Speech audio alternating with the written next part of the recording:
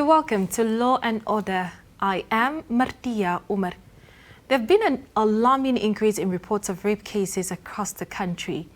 We have read about them in papers, and last week on Law and Order, you heard or saw horrific accounts of this heinous crime on this platform. It is indeed quite unfortunate that victims are sometimes blamed for being raped. But on the show today, we will attempt to highlight what rape is, the legislations on rape in Nigeria, how effective they have been, and perhaps suggest areas of improvement. To discuss all of this, I have a human rights lawyer and the National Coordinator of Pro Bono Clearinghouse on the show. Thank you so much for joining us. It's my pleasure to be here once again. Okay, but so proper introduction. His name is Mutiu Akinsoya Esquire. And of course, he's here to answer all of the questions we have about rape, the legislations, and suggest ways we can improve this. There's a lot of burning issues surrounding rape, and the alarming rate of rape crisis that we've had so far has, brought us where we are today. So now, tell us about rape. What is termed rape, and the legislations we have about rape in the country? Okay, so the definition of rape has evolved over time under our legislation. The two major legislations we have before now, or right from the earlier part of Nigeria itself until around 2000, year 2000, was the Penal Code and then the Criminal Code. And these two legislations limited rape to penetration by a man to the private part of a woman. But then we had the Child's Right Act in 2003 that gave another dimension to that a child can also be raped even where the child gives consent. So any child who is under 18 years, even with the consent of that person, if anybody has sexual intercourse with that child, it's also termed as rape, because at that time, he or she do not have the discretion to be able to give consent. But then in 2015, when we had the Violence Against Persons Prohibition Act, that then gave even a broader definition to what rape is. And Section 1 of the Violence Against Persons Prohibition Act says any penetration into any opening in the body by making use of any part of the body, or by even making use of any object whatsoever to penetrate that opening in the body without that person's consent, or even with the person's consent, but where the consent is obtained by threat or by the use of force, or where it is obtained by misrepresentation, or where it's obtained by any means that is not agreeable to the victim now. That is rape. And you will then find that this particular legislation now gives a broader meaning, taking into context the realities of the modern world. People now use all sorts of instruments, people use all sorts of objects to even penetrate the openings in the body of the victim. So it's not limited now to just using the private organ to the private organ. Anything that is used to penetrate against a victim that is not consenting is now termed as rape. The sexual assaults and this rape, are they related in any way? Yes, they are related. Rape has to do with penetration without consent. But then where there is no penetration, where there's just maybe hitting or maybe scuffle between the perpetrator and the victim, that can then be assault. So what usually happens is that where, even in some cases, perpetrators are charged for rape, and then the prosecution is unable to prove rape, they may be able to prove assault against that particular victim. Yes, and one other thing that is important that I say here is that there's also been a departure from the fact that rape can only be committed against women, and that's broadened now under both the Child's Right Act and then the Violence Against Persons Prohibition Act. So a woman can also commit the offense of rape. The offense of rape can also be committed even by a child or against a child. Okay, one peculiar statement you've made so far is the fact that they have to be consent. And over time, we've heard about spousal rape. Yeah. We've heard about rape in different forms. They're multifaceted. So when do we say somebody has consented to the act and we don't term it as rape? So the issue of consent is really a very difficult one. Or just to make it clear, some people prefer, there's this viral video when the issue of rape became very rampant. Yeah. I know it's an age-long crime, not just in Nigeria, but globally. But I saw some people drafting a contract and said, if you want to have any sexual relation with me, you have to sign this. Yes. So does consent has to be orally or in written form? Okay, consent does not necessarily have to be in writing. Yes, it may just be oral. So what comes to mind is that the circumstance of each case will determine what consent is. But what it simply means is that both parties must consent to do whatever they do from the beginning to the end. So when you say from the beginning to the end, it might happen that the person might withdraw consent maybe in the let's say in the middle of the act. In the middle of the act or in the act. Exactly. So if consent is withdrawn, it means there's no consent. Whatever happens after that is done without consent. And that's why I said each circumstance will determine what consent is.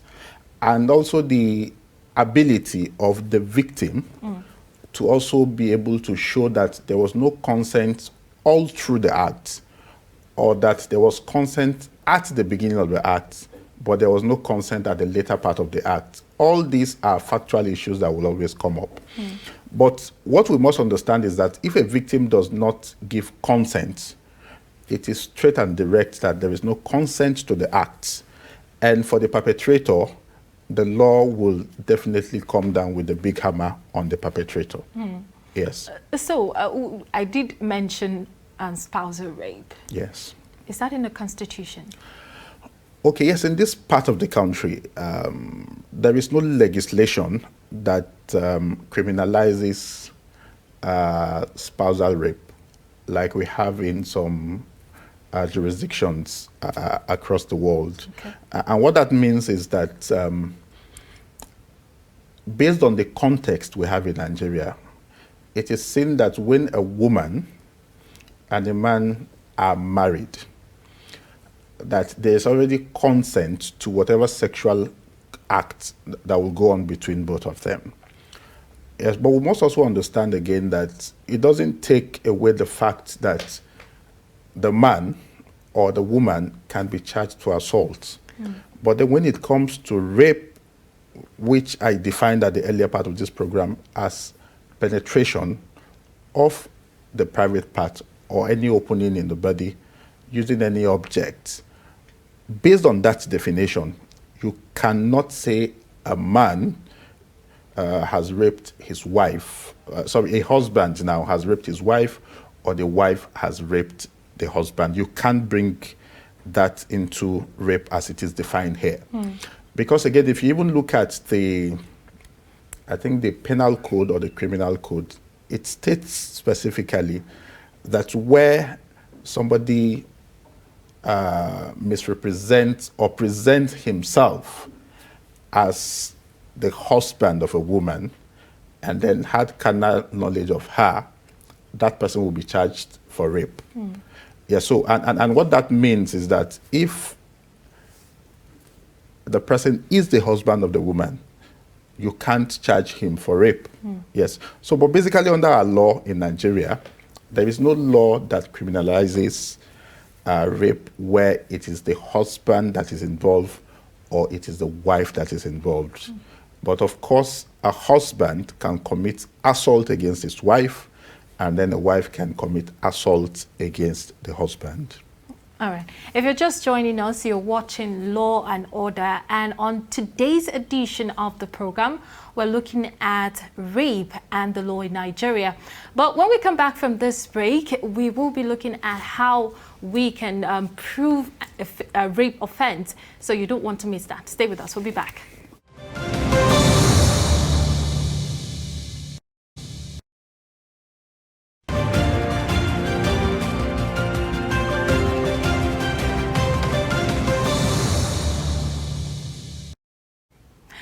Welcome back to the show. It's still Law and Order, and we're talking about rape and the law. We have in the studio Mutiu Akinsoya Esquire.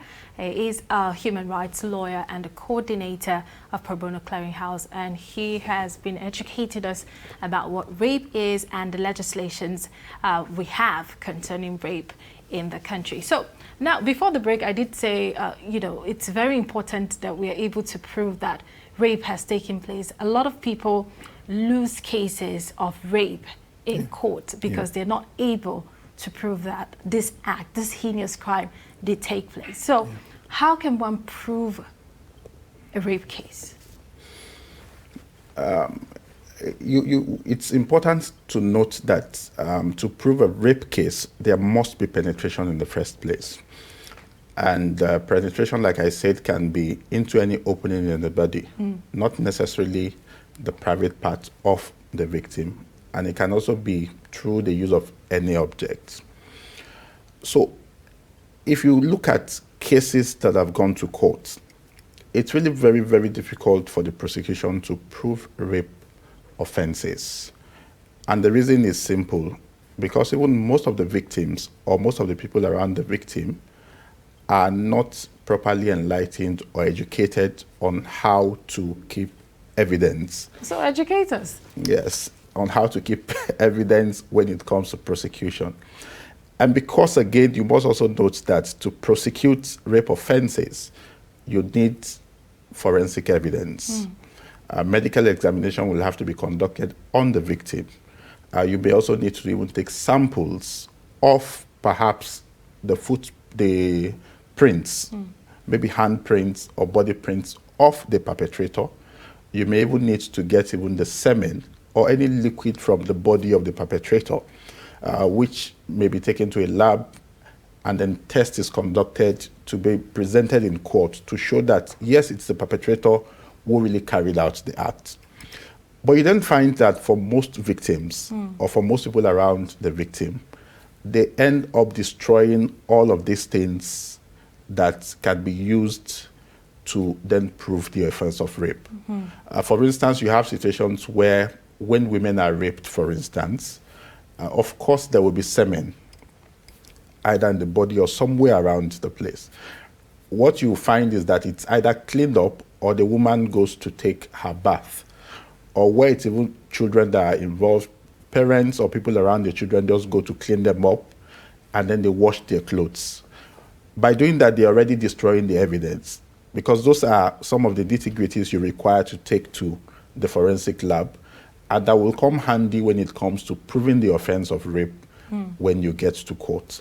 Of course, to where maybe there was scuffle between the victim and the perpetrator. The victim may have injured the perpetrator, or the perpetrator may have injured the victim. And what that means is that you may also have blood samples around, or you may even have saliva around. Whatever liquid you can find around will always come very handy when it comes to proving of all of these offenses. So it's important to know that the strongest evidence that the prosecution can always use in court is the forensic evidence. And then people around victims and victims must learn to protect all of this evidence. So does that expedite the action in court? Yes, to some extent. Okay. It will help, because, if you have evidence and you bring it to court, it makes your case also move very fast. Unlike when you do not have evidence and you're still scouting for evidence here and there. you will find that the prosecution will come, take adjournments today, take adjournments tomorrow. But where all of these things are there, in fact, with a single witness, the culprits can be convicted. Yes. So I'm asking this because there've been a lot of call around this rape actions and people who have stood against rape, that we need to expedite action when it comes to rape. And truly, these court cases, the rape cases being in court, are painfully very slow sometimes. So what's the judiciary doing about this, or what are the lawyers? Could it be that the victims and their families are not doing enough? Is it our society? Is it the law? What's happening? Okay, there are several factors. The general factor that affects the criminal justice sector also plays a role when it comes to delay. But you must also understand that rape cases are cases that at times lead to stigmatization. And where you have a system that does not support the victim, or a system that does not support witnesses who will come to court to give evidence, it becomes very difficult to even prosecute rape cases. I'm happy that presently we have two legislations at the National Assembly. One is the Witness Protection Bill, and the other one is also a bill to protect informants when it comes to public interest issues. But witness protection is really very, very germane and very critical. Now, talking about witness protection now, Yes. the police is usually the first point of call. Yes. Like you mentioned, you need to preserve all of this evidence, and then you get to the hospital refers you to a police station.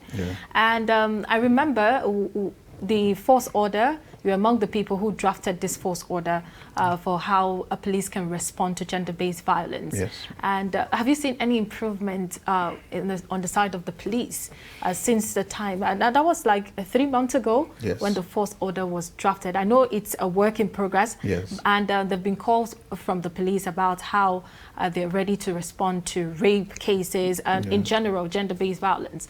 So how would you rate their performance so far? Yes, I think it's still a work in progress, like you said, and there's still a lot of work yet to be done. The training of the officers, particularly even the desk officers across all of the 36 states, that we're yet to do. And if that is done, then you will be sure to say that, yes, across the whole federation, you then have desk officers who know what to do at what points, and we will also be able to help to also preserve all of these evidence that you will require to ensure that these cases are prosecuted diligently and that the court is also able to deal with them as quickly as possible. You will understand that for the police, it's all about investigation. The police do not have control over what happens in the courts. But if you have a proper investigation and where you are unable to unearth all of the evidence you require, then when you get to court, you will also find that the matter will also move speedily. But earlier when I was talking about witnesses, some of the challenges you have when these matters get to court is that some of these witnesses are not even ready to even come out. You have societies where victims are stigmatized, and that makes them not to even want to come out at all. Or situations where they go to court today and the court is not sitting or the matter is adjourned. Some of them then they get tired because we do not even have a system that supports the victim. So it should be all encompassing. Where you even have a psychologist talking to the victim, encouraging the victim to pursue justice, encouraging members of the family to also support the victim, because in our climb here, you even have situations where it's even the family that are saying, that will be telling the victim that, do not worry yourself, just forget about it and all of that. But the Witness Protection Bill that is presently before the National Assembly is a bill that protects witnesses and that even finances witnesses when they come to court. Because some of these victims too, even when the matter is in court for hearing, they tell you they don't have transport to come to court. Or they tell you that, where they live, particularly those who live in rural areas, that if they need to come to court, you can imagine, for instance, if somebody stays in maybe Tungamaji here in Abuja, and then the matter is brought to the High Court in Maitama, that is quite a distance. Those are the challenges we're trying to, deal with. And the Witness Protection Bill deals with all of that. Okay. On how transport fare can be provided, on even how perhaps accommodation can even be provided for the victim, so that when he or she needs to come to court, all of the provisions will be there, and all of the protection will also be given to the victim. Even where the victim's identity may also need to be protected, because some victims may not want to come to court because they think, oh, their names will be everywhere, their faces will be everywhere. When you are in the courtroom, there are people who are also in the courtroom, and he or she is coming to give evidence. But you also have instances where the victim's identity can be concealed. The victim can even wear a face shield. You understand? Something that will conceal the victim's identity, to ensure that victims are also able to give evidence when they are required to. I do hope that bill sees the light of the day. Yes, it's been in the National Assembly since the 8th Senate, and it's still there till now. We hope. What are we even talking about? We hope very soon. I have to pray and say that we pray that the bill sees the light of the day. Yeah. And we keep talking about it because this is a good bill. There are a lot of questions surrounding rape in Nigeria, not just Nigeria, globally. And we cannot exhaust all of this question just talking about it on this episode. But if you have questions for us, do not hesitate. We can always reach him. We have questions. All we have to do is just find him anywhere he is in the city of Abuja, ask the questions, and then we will come answer the question here on the program. Not just in Abuja, in any part of the country. Any part of the country. So please, if you have questions, you want to comment about the program, you want to share your story with us, please send them to the social media handles displayed on your screen. Just indicate, and then we'll send you a number and we can continue our conversation there. Thank you so much for being a part of Law and Order this week. We'll come back again to discuss more on human rights abuses and things pertaining law and order in the country, how you can become a better citizen. Thank you so much, and be good.